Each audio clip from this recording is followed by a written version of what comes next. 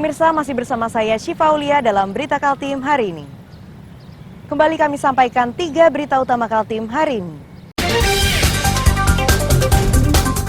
Banjir di Samarinda Utara menggenangi permukiman termasuk Desa Budaya Pampang.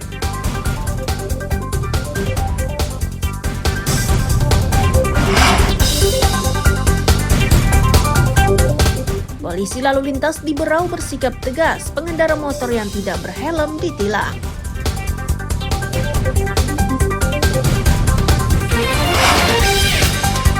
Seorang kiper timnas perempuan tidak diterima di salah satu sekolah kejuruan di Balikpapan dengan alasan nilainya tidak mencukupi.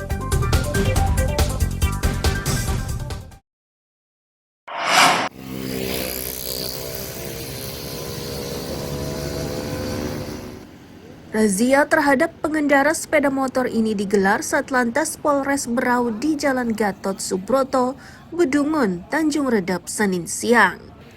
Sasaran utamanya adalah pengendara yang tidak mengenakan helm.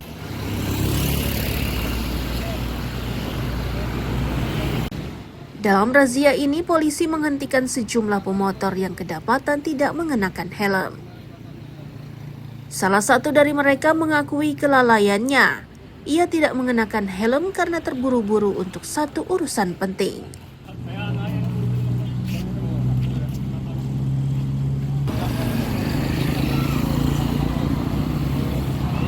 Terburu-buru atau keluar di mode operasi jam 9 tadi. Oh, buru-buru ya. Ya, sempat mati. Nah, setelah dapat penindakan seperti ini, gimana Pak ke depannya Pak? Ya, ini kejerahan tidak akan mengulang lagi. Oke, berarti sebagai pelajaran Pak ya? Ya, betul.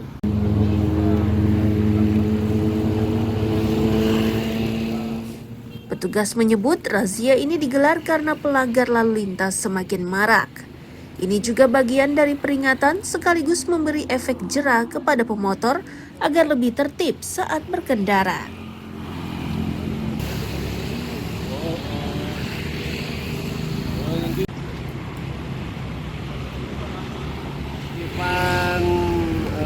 Pengendara kendaraan yang tidak menggunakan helm atau pelanggaran yang kasat mata, karena kita hari-harinya lihat sendiri banyak sekali pengendara yang tidak tertib.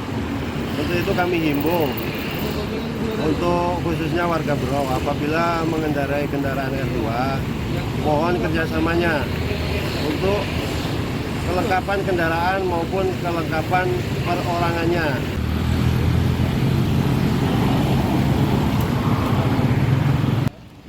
Tidak hanya menjatuhkan sanksi tilang, tugas juga menahan sejumlah kendaraan yang tidak dilengkapi dengan surat-surat.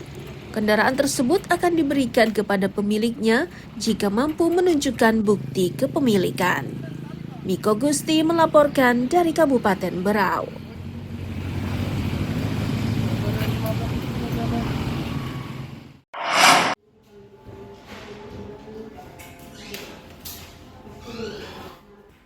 Petugas kantor imigrasi Tanjung Redap kini sudah bisa bernapas lega.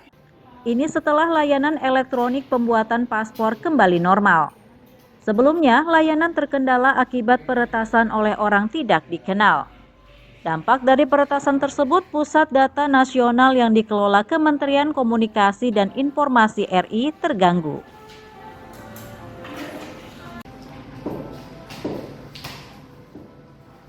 Kepala Sub Bidang Teknologi dan Informasi Kantor Imigrasi Tanjung Redap menyatakan server layanan e-paspor terganggu selama 3 hari.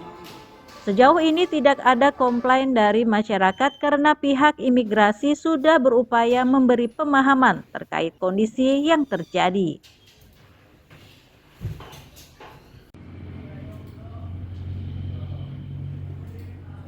Berarti semua kita bisa selesaikan dengan baik dan kita beri pemahaman ke setiap pemohon bahwa kendala ini kita optimalkan untuk bisa diselesaikan semaksimal mungkin, dan sesuai dengan jadwal yang telah diberikan itu tidak ada komplain yang masuk dan kita bisa selesaikan dengan baik dengan saling pengertian dari masing-masing pemohon. Oke, kemarin itu berapa lama Bang jangkanya sampai bisa kembali untuk pelayanan, Bang? Kemarin itu sekitar 3 hari kerja 3 hari. bisa normal.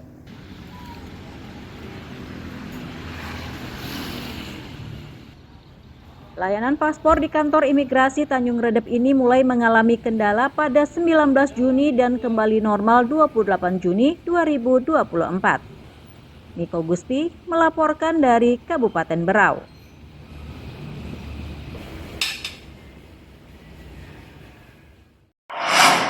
Dan Pratama di lingkungan Kementerian Pendidikan.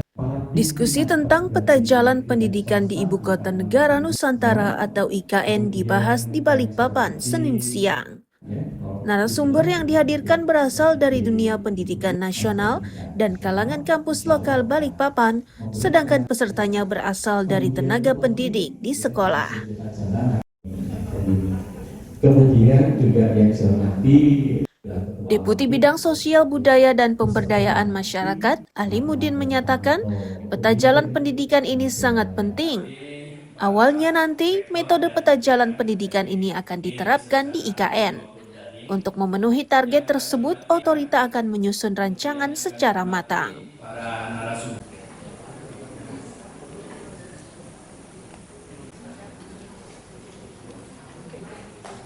Jadi kita tetap akan melanjutkan program Merdeka Belajar ya, menjadi kebijakan negara kita di dalam bidang pendidikan, dan kemudian yang kedua tentu IKN ini digadang-gadang akan menjadi Indonesia X ya, Indonesia X.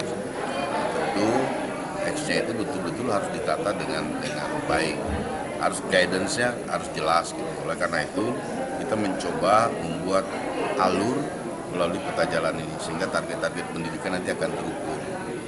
Ini menurut saya sangat penting ya, karena IKN ini kan kecil, wilayahnya kecil, sekolahnya kecil. Ini perlu kita coba seperti apa sih harapan pendidikan secara real di lapangan. bagaimana kita menciptakannya dari sekarang. Salah satu peserta menyebut peta jalur pendidikan ini sangat menguntungkan. Ia berharap kemajuan pendidikan di IKN akan memberi dampak terhadap sekolah lain di sekitar Ibu Kota Negara Nusantara.